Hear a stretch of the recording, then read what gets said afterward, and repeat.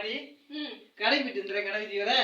எந்த கடைக்கு இந்த கடை வீதி வர சரி சரி இந்த மேக்கப்லாம் பயங்கரமா இருக்குது சரி சரி அண்ணே பட்டும் போல இருக்கு ஒரு நிமிஷம் இருங்க சுத்தி போட்டுருவோம் என்ன பண்ண போறீங்க கொஞ்சம் நில்லுங்க சுத்தி போட்டுருவோம் சரி நல்லா சுத்தி எல்லாம் வெளியே போல கண்ணு வச்சுக்கணும் கண்ணு பட போகுதையா சின்ன கவுண்டரே